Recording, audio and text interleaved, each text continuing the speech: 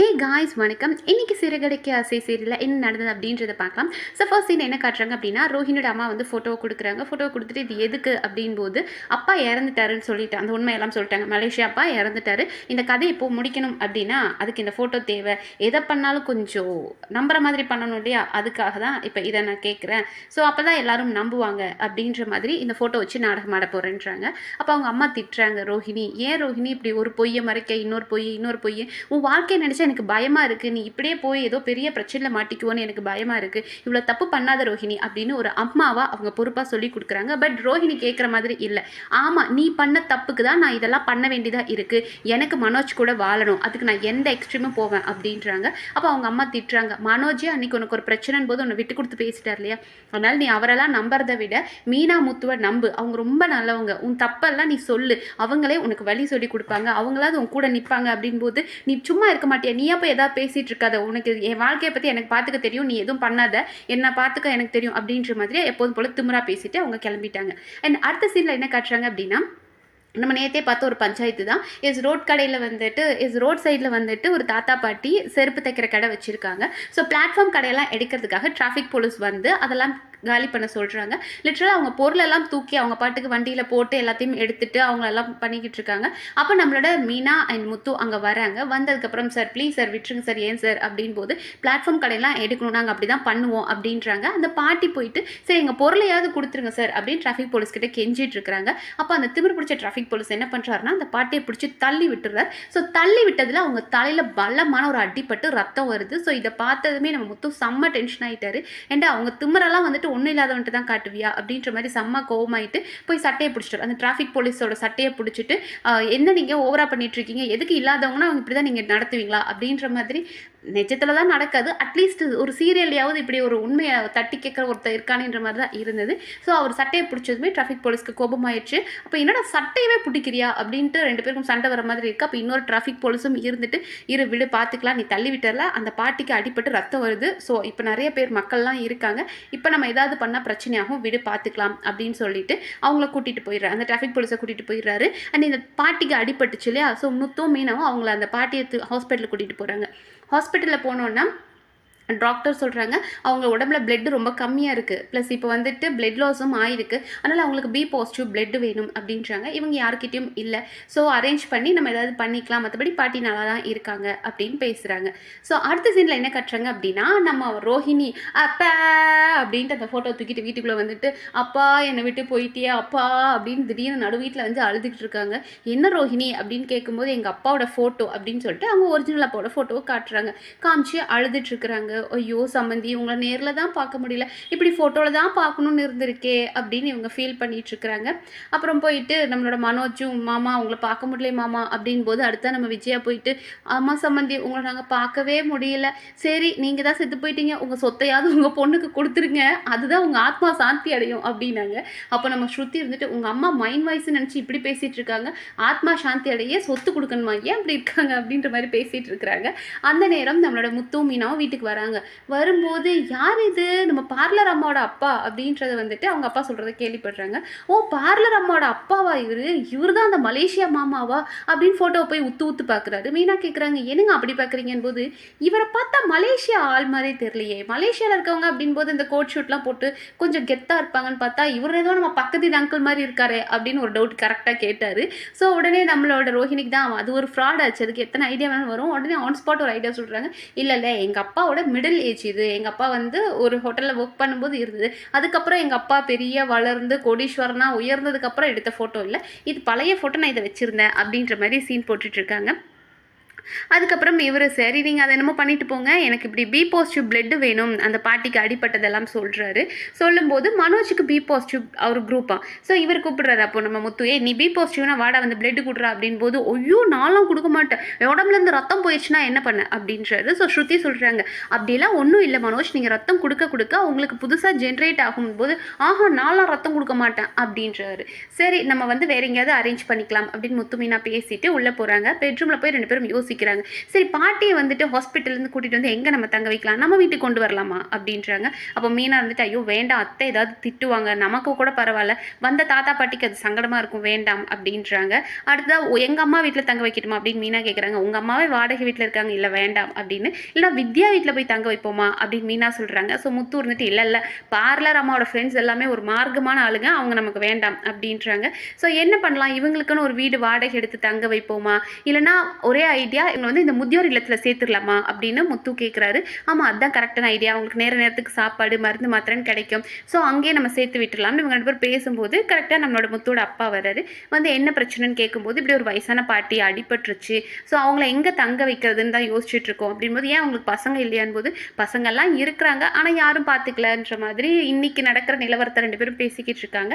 அந்த நேரம் போலீஸ் வராங்க. போலீஸ் வந்துட்டு யார் இங்கே முத்து அப்படின்றாங்க. என்ன பிரச்சனைன்னு கேட்கும்போது, ஆமாம் நீ வந்து ஒரு போலீஸே அடிக்க போயிட்டல, வா அவனை அரெஸ்ட் பண்ணணும் அப்படின்றாங்க. ஸோ விஜயாக்கு இதுதான் சான்ஸ்னு, ஆமாம் இவன் ஊரில் இருக்க எல்லா பிரச்சனையும் இழுத்துட்டு வந்துடுவான், இவன் எப்போ பாரு இப்படி தான் சார் பண்ணுவான், போலீஸ் அடித்தா அப்புறம் என்ன பண்ணுவாங்க, பிடிச்சிட்டு போங்க சார், ஜெயிலில் போடுங்க சார் அப்படின்ற மாதிரி அவங்க பேசுகிறாங்க. அப்போ இவங்களுக்கு கோபம் வருது, என்ன பிரச்சனையே தெரியாமல் நீங்கள் பேசாதீங்கன்ட்டு நம்ம மீனா சொல்கிறாங்க. சார் இவங்க மேலே எந்த தப்பும் இல்லை, அந்த டிராஃபிக் போலீஸ் தான் ஒரு பாட்டியை பிடிச்சி தள்ளி விட்டாங்க, அதனால தான் அவர் கோபப்பட்டார் அப்படின் போது ஸ்ருதியும் சரி ரவியும் சரி, அப்போ நீங்கள் பண்ணது தப்பு தானே, இவன் சட்டையை பிடிச்சது தப்பாகவே இருந்துட்டு போட்டும், அவங்க அப்பாவும் முத்தோட அப்பாவும் சேர்ந்து பேசினாங்க. லைக் அவன் சட்டையை பிடிச்சி தப்பாகவே இருந்துட்டு போட்டும், ஆனால் நீங்கள் போலீஸாக இருந்து நீங்கள் என்ன வேணாலும் செய்வீங்களா, நாங்கள் கமிஷனர் கிட்ட பேச போகிறோம் அப்படின்னு ஸ்ருதி சொன்னதும், நீங்கள் எங்கே வேணாலும் பேசிக்கோங்க, நான் இவனை அரெஸ்ட் பண்ணி கூட்டிகிட்டு போகிறேன்னு சொல்லிட்டு நம்ம முத்துவை கூட்டிகிட்டு போயிட்டாங்க. ஸோ அவரை கூட்டிகிட்டு போன உடனே பின்னாடியே மீனாவும் போகிறாங்க. மீனா போனதுமே விஜயா இருந்துட்டு ஏய் நீ எங்கடி போகிற அப்படின்றாங்க. ஆமாத்தா உங்களை கூட்டிகிட்டு போயிருக்காங்க, நான் போகிறேன் அப்படின் போது, நீ போயிட்டா யார் சமைக்கிறது அப்படின்னாங்க பாருங்க. அடி பாவி, அங்கே ஜெயிலுக்கு போகிறது உன் புள்ள, உனக்கு இங்கே சோறு தான் முக்கியமான்ற மாதிரி நம்ம மீனா செம்ம டென்ஷன் ஆயிடுச்சு. அத்தை என்ன நீங்கள் பேசுகிறீங்க, அவங்கள அரெஸ்ட் பண்ணி கூட்டிகிட்டு போகிறாங்க, நான் இங்கே உட்காந்துருப்பேன், உங்களுக்கு வேணால் நீங்கள் சமைச்சிக்கோங்க அப்படின்னு சொல்லிட்டு அவங்க போயிட்டாங்க. உடனே விஜயா பாருங்களேன் அவன் எவ்வளோ திமிரா பேசுகிறா அப்படின் போது நம்ம அவரு சொல்கிறார், நம்ம முத்தோட அப்பா, உனக்கு கொஞ்சமாக அறிவு இருக்க, உன் பிள்ளைய அரெஸ்ட் பண்ணி கூட்டிகிட்டு போகிறாங்க, எதுவுமே இல்லாமல் நீ வேணும்னா உனக்கு சமைச்சு வேணா நீ சாப்பிடு அப்படின்றாங்க. அப்போ ஸ்ருதி யோசிக்கிறாங்க, என்னது ஆன்ட்டி இவ்வளோ மோசமான கேவலமானவங்களா இருக்கீங்களே அப்படின்னு யோசிச்சுட்டு இருக்காங்க. ஸோ அங்கே போகிறாங்க நம்மளோட மீனா. அங்கே போனதுக்கப்புறம் இவர் கேட்குறாரு முத்து, நீ எதுக்கு இங்கே வந்த அப்படின் போது, ஆமாம் நீங்கள் இல்லாமல் நான் போக மாட்டேன் அப்படின்னு சொல்லிட்டு போலீஸ் கிட்ட கேட்குறாங்க. சார் என்ன சார் இது, அவர் தான் சார் தப்பு பண்ணார், சரி போலீஸ் அடிச்சிடவே இருக்கட்டுமே, அதுக்கு என்ன பனிஷ்மெண்ட், எவ்வளோ நாள் ஆகும், என்ன சார் பண்ணுவாங்கன்னு ப்ரொசீஜர் கேட்டுட்டு இருக்காங்க. நான் வேணா ஜட்ஜி நம்பர் தரேன், நீயே பேசிக்கிறியா அப்படின்ற மாதிரி போலீஸ் கொஞ்சம் திமிரா ஆன்சர் பண்ணுறாரு. ஸோ முத்து சொல்கிறார், நீ போ நான் பார்த்துக்கிறேன் அப்படின்னு. இல்லை இல்லை நீங்கள் வந்தால் தான் போவேன் அப்படின்னு 2 பேரும் வெயிட் பண்ணிட்டு இருக்காங்க. அண்ட் அடுத்ததாக பார்த்தோம்னா நம்ம மனோஜ் அண்ட் ரோஹிணி அந்த போலீஸ் ஸ்டேஷனுக்கு வராங்க. எதுக்காக வராங்கன்னா அவங்களோட 30 லட்சம் காணாமல் போச்சு இல்லையா, அந்த கேஸ் என்னாச்சுன்னு கேட்கறதுக்காக வராங்க. பார்த்தா முத்து இங்கே இருக்காரு. ஸோ ரோஹிணி கேட்குறாங்க, டே அவன் இருக்கான் பாரு முத்து இங்கே இருக்கான் போது, ஆமாம் இவனுக்கு போலீஸ் ஸ்டேஷன் வர்றது என்ன புதுசா அப்படின்ட்டு அவர் கூப்பிடுறாரு. மனோஜ் போலீஸை கூப்பிட்டு, சார் என்ன சார் கேஸ், இவன் என்ன சார் பண்ணான் அப்படின் போது, இப்படி போலீஸே அடிக்க வந்துட்டான் போது, ஆமாம் சார் இவன் பெரிய ரவுடி மாதிரி தான் அப்படி தான் பண்ணுவான், அவனை பிடிச்சி உள்ளே வைங்க சார், ஜெயிலில் வைங்க சார்ன்ற மாதிரி திமிரா பேசுகிறார் மனோஜ். ஸோ செம்ம டென்ஷன் ஆகிட்டாங்க நம்ம மீனா. ரோஹிணி உங்கள் புருஷனுக்கு என்ன பைத்தியமா, என்ன ஓவராக பேசிகிட்டு இருக்காரு, என்ன நடந்துச்சுன்னே தெரியாமல் என் புருஷன் எப்படி பேசலாம் அப்படின்ற மாதிரி பேசிகிட்டு இருக்கிறாங்க. அண்ட் அடுத்ததான் மனோஜ் வந்துட்டு, சரி இவங்களை பற்றி நமக்கு என்ன அப்படின்ட்டு அந்த கேஸை பற்றி கேட்கணும் அப்படின்றதுக்காக, சார் நாங்கள் கொடுத்த கேஸ் என்னாச்சுங்க சார், அந்த 30 லட்ச ரூபா காணாமல் போச்ச கேஸ் என்னாச்சு அப்படின் போது, தெரியல அப்படின்ற மாதிரி அங்கே இருக்கிற ஒருத்தர் பேசும்போது, சார் இன்ஸ்பெக்டர் இல்லையா அப்படின்ட்டு, சரி அப்போ நான் இந்த விஷயத்தை நான் எப்படி ஹேண்டில் பண்ண போகிறேன் பார் அப்படின்னு சொல்லிட்டு ரோஹிணி கிட்ட சொல்லிட்டு அங்கே போலீஸ் கிட்ட, சார் அப்படின்னு சொல்லி ஏதோ காதில் போய் சீக்கிரட்டாக சொல்கிறார், ஏதாவது எங்கள் கேஸை நீங்கள் கண்டுபிடிச்சி கொடுங்க, இல்லைனா அதுக்கு ஏதோ சம்திங் அவர் பேசியிருக்காரு, பட் அது என்னன்னு காமிக்கல, பள்ளீர்னு ஒன்று வச்சாரு பாருங்க போலீஸு. எதுக்குடா அப்படின் போது, ஏன்டா டே இப்படியாடா நீ என்கிட்ட பேசுகிறேன், இன்னொரு தடவை என் கண் முன்னாடி வராது அப்படின்ற மாதிரி திட்டிட்டு போயிட்டாரு. அப்போ இன்னொரு போலீஸ் எந்திரிச்சு போயிட்டு, சார் என்ன சார் நீங்கள் ரொம்ப அமைதியான பர்சன், யாரையும் திட்டக்கூட மாட்டீங்களே, எதுக்கு சார் அவனை அடிச்சிங்க அப்படின் போது, மறுபடியும் அவர் காதில் ஏதோ ரகசியமாக சொல்ல இன்னொருத்தர் வந்து குமுறுகட்ட மாதிரி போட்டு அட்டி வெளுத்து விட்டுட்டு போனார். என்னடா நடக்குது, மனோஜை எதுக்குடா இத்தனை பேர் அடிக்கிறீங்க அப்படின்னு ரோஹிணி வேற காண்டாயிட்டு இருக்காங்க. அப்போ இன்னொரு போலீஸ் பார்த்துட்டு, சார் அவரை பார்த்தா டிப்டாப்பாக இருக்கார், அவரை போட்டு ஏன் சார் அடிக்கிறீங்கன்னு போது, இங்கே பாரு அவன் என்ன கேட்டான்னு பாரு அப்படின்ற மாதிரி மறுபடியும் அவர் என்னத்தையோ சொல்ல, மூணாவதாக இன்னொரு போலீஸ் வந்து அடிக்கிறாரு. ஸோ இங்கே நம்மளோட முத்து அண்ட் மீனாக்கு ஒன்றுமே புரியலை, என்ன அவன் பண்ணா, ஏன் இப்படி எல்லாரும் போட்டு அடிக்கிறாங்க அப்படின்ற மாதிரி. ஸோ ரோஹிணி வந்துட்டு, சார் என்ன சார் நாங்கள் கம்ப்ளைண்ட் கொடுக்க வந்து எங்களை இப்படியெல்லாம் போட்டு ட்ரீட் பண்ணுறீங்கன்னு போது, இன்னொரு தடவை நீ அவங்க கூட வந்தனா அவ்வளோதான் மரியாதை 2 பேர் ஓடுங்கன்னு விரட்டி விட்டுறாங்க. அப்போ ரோஹிணி வெளியே வந்துட்டு கேட்குறாங்க, என்ன ஆச்சுங்க, என்னங்க பண்ணாரு அப்படின் போது அவர் ஏதோ மறுபடியும் ரகசியமாக ஏதோ காதில் சொல்கிறாங்க.